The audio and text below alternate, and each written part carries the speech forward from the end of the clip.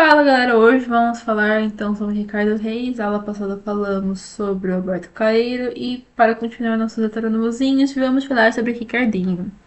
Então, vamos primeiro apresentar ele, depois falar um pouco sobre as três linhas que ele expressa nos poemas dele, que são o classicismo, o epicurismo e o estoicismo.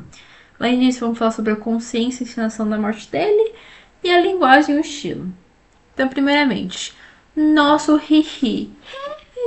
Tá bom, então nosso Rishi, ele nasceu em 1887 no Porto e está presentemente no Brasil. Tanto que quando a gente vai ler o ano da morte de Ricardo Reis, se eu não me engano, ele morre no Brasil. Mas não tenho toda certeza. Ou ele estava lá, ou ele vai para Portugal, ou ele morre no Brasil. Mas eu sei que ele estava no Brasil por um período da história.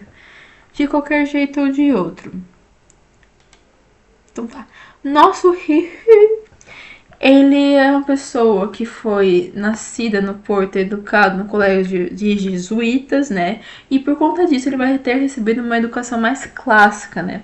E por conta disso também, essa educação vai criar nele um gosto pelo classicismo, que é de onde ele retira todas as suas alusões mitológicas e colhe nos poemas greco-latinos a ideia de disciplina.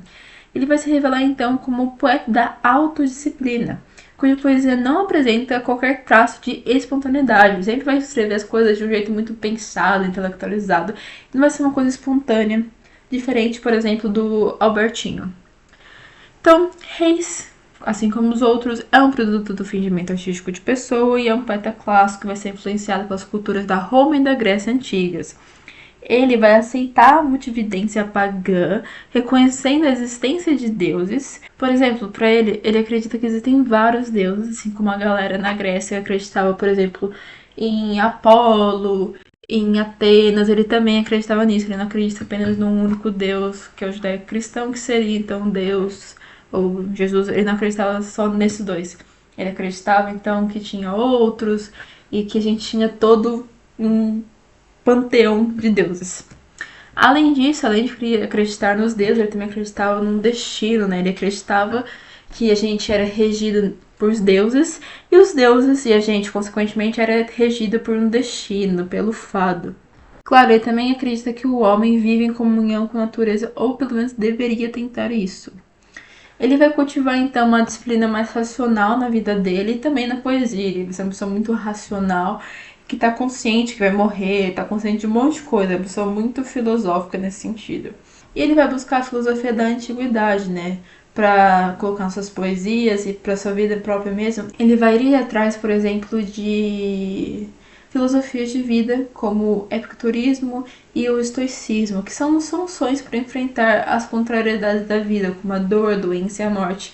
Mas também, além dessas coisas, a angústia existencial, porque ele era uma pessoa que pensava muito, então ele pensava muito de, tipo, o que vai acontecer quando eu morrer, como que eu consigo não se sentir tão triste com isso, como que eu consigo passar as dores da vida. Então, ele vai atrás dessas duas filosofias, o estoicismo e o epicurismo. No epicurismo, então, a gente vai ter algumas coisas que vão ser defendidas, como por exemplo, a serenidade na vida, a fruição, moderados prazeres, ou seja, a gente tem uma vida muito em paz, a gente fruir das coisas, dos prazeres com moderação, tipo, comer um pouco, não ficar comendo até passar mal e morrer, e ter uma vida muito em paz, relaxada, não ficar se estressando.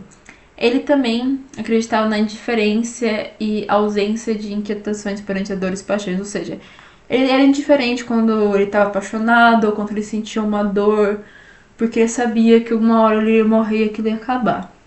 Além disso, ele acreditava na ataraxia, que seria então a gente viver com a ausência de perturbações exteriores ou interiores. E também acho que o principal mesmo do epicurismo seria isso, da fruição do momento com moderação, carpe diem. Ou seja, fruir as coisas, fruir o momento, só que sempre com moderação, não precisa ser exagerado e também não precisa ser pouco. Agora falando sobre o estoicismo. O estoicismo defendia então a autodisciplina, quando a gente ia conduzir nossas próprias vidas. Ele também acreditava na ausência de sofrimento quando o homem se vê contrariado com contrariedades. O epicurismo também era um sistema que acreditava que a gente deveria viver sem sofrimento quando a gente se via confrontado com algo. Ou seja, se alguma coisa deu errado, não foi o nosso jeito, cara, só aceita. Só aceita, não há nada que possamos fazer, então só aceita isso. E vamos tentar outra coisa, ou vamos tentar de novo. Aceita que aquele negócio deu errado, não fica sofrendo com aquilo, só aceita. E, além disso, acreditava na aceitação impassiva da morte, na dor e na velhice. Então, do mesmo jeito que esse tipo de filosofia acredita que a gente não deveria ficar afrontado quando alguma coisa não corre no sujeito, ele também acreditava que, por exemplo, pô, a gente morreu, cara. Não tem o que a gente fazer, a gente só tem que aceitar. Todo mundo vai morrer um dia, todo mundo vai passar por dor, todo mundo vai ficar velho, então não tem muito o que fazer. Então a gente tem essa resignação, né, perante a fragilidade dos humanos. Que, pô, os humanos vão morrer, vão ficar velhos, são frágeis no geral. Então, tipo, só aceita, cara. Você nasceu humano, só aceita. E assim como o epicurismo acreditava nessa indiferença quando a gente pensava nas paixões ou na dor, que é essa ataraxia. Então, principal do estoicismo, que é a abdicação, ou seja, abdicar voluntariamente de sentimentos intensos e de compromisso, ou seja, se alguma coisa não acontece no dia, relaxa, cara. Acontece. Tenta de novo, só deixa isso de lado. Para enfrentar a efemeridade da vida e inevitabilidade da morte, ele vai correr a uma encenação da mortalidade, ou seja, ele vai defender que a gente deve fruir o momento com moderação, sem pensar no futuro, numa perspectiva do carpe diem da filosofia epicuturista. No entanto, a vivência de cada instante tem que ser disciplinada e contida, né? Aceitando com elevação a determinação do destino inflexível do fado, numa clara alusão ao estoicismo. Então ele vai ter as duas ali, as duas vertentes filosóficas. Ou seja, ele acredita que o homem não escolhe, né? Ele já tá, tipo, desde que quando nasceu, sendo guiado pelo destino, pelo fado.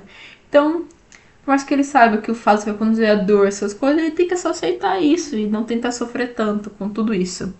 Então ele vai defender no final que a intelectualização das emoções e a contenção dos impulsos das paixões é a melhor coisa a se fazer, né?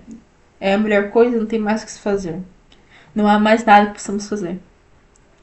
Agora falando sobre a linguagem e o estilo. Ele tem uma linguagem culta, erudita, latinalizada. O estilo e a formação complexos e mostram tudo aquilo que ele está pensando na cabeça dele. Ele tem muito um tom didático moralista, ou seja, ele quer ensinar as pessoas com a poesia dele. E na poesia dele a gente também tem a presença da mitologia greco-romana, da mitologia dos caralho a quatro, etc. A gente tem um tom coloquial, tá? A gente tem a presença de um interlocutor, a gente tem um tom mais formal, por conta de ser muito culto, mas mesmo assim é como se alguém estivesse falando com a gente. Ele tem uma preferência clara pela ode, mas além disso, né, na ode dele a gente tem uma regularidade estrófica, rimática, métrica, a gente tem uma predominância de versos decassílabos ou hexassílabos, ou seja, decassílabos 10 sílabas métricas e hexassílabos com 6 sílabas métricas. Além disso, a gente tem sim uma ausência de rima, a gente tem alguns versos soltos às vezes. A gente tem uma predominância de construções sintáticas subordinadas e confluência da sintaxe latina, um predomínio do presente do indicativo e uso frequente da primeira pessoa do plural, além da utilização do gerúndio com valor aspectual imperfetivo. Diferente do Alberto, ele vai ter mais recursos expressivos, como por exemplo a anástrofe, o hipérbato, a metáfora, a literação, a apóstrofe, a adjetivação, entre outros. Enfim, sobre Ricardo Reis, nosso foi isso. Espero que vocês tenham entendido e até o próximo vídeo. Fui!